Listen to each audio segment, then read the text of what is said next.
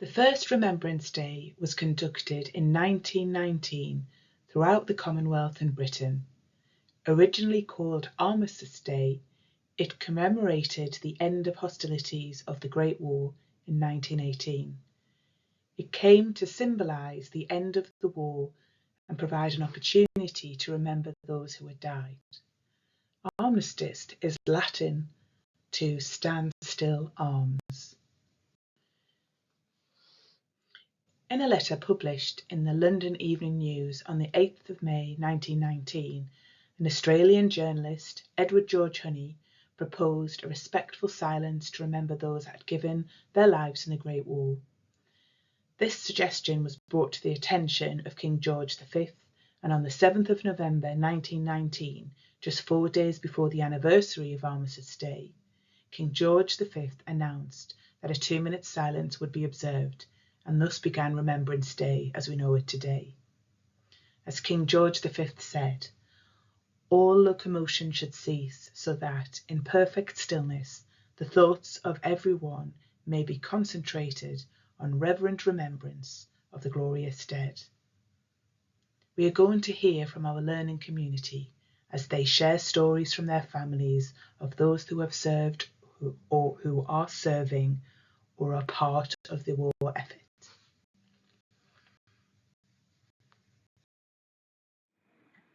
My great-great-granddad was born in 1885 in London. He was a sergeant in the 5th Regiment of the Royal Engineers Fusiliers and served from 1915 to 1918. He served in Turkey, Greece, Egypt and Palestine, now modern-day Israel. He left the army in 1919, later to join the Merchant Navy in the Second World War. One thing you might not know about him was that he was shot in the right arm during his time serving. My great-great-grandfather was born in 1896 in South Shields. The letter above explains that my great-great-grandfather was in the tank regiment during World War I. The tank of which he was gunner came under very heavy machine gun fire, which damaged the engines and also slightly wounded this man. In spite of his wound, he continued to fight his guns, 2 of which were damaged by hits whilst he was firing them. He remained in the tank for 2 hours, working with the driver in an endeavour to repair the engines, during which time the tank was heavily shelled.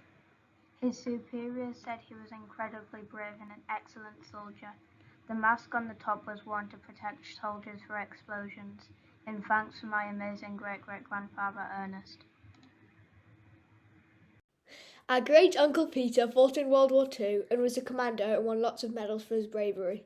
His job was to try and kill one of Hitler's generals, but the general got warned and ran away.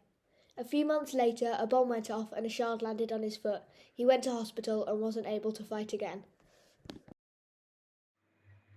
My great-great-grandfather, Tommy Patterson, was born on the 18th of April in 1922 in Durham. He served in the Royal Air Force during World War II.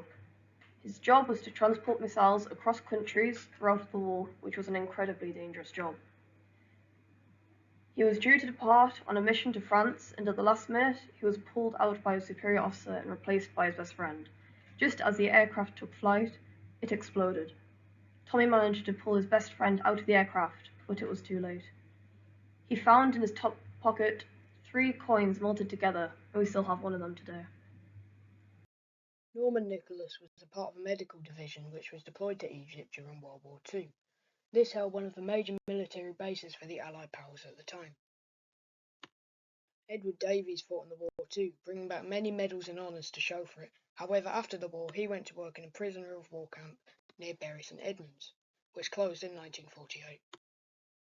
My great-grandmother, Mabel Worth, was born on the 21st of May 1918.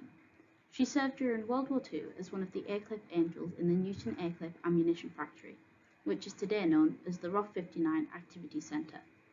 If you visit, you'll find in the lobby there are some pictures displayed above from World War II. Family members have shared that Mabel was an incredibly selfless woman and diligent in every way.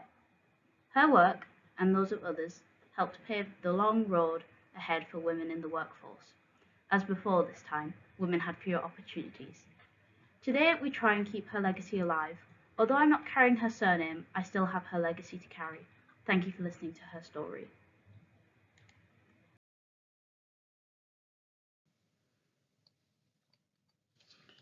When we launched our house system at our school, our students chose to name the houses after 4 local servicemen who were awarded the Victoria Cross while serving at the Durham Light Infantry during the First and Second World Wars.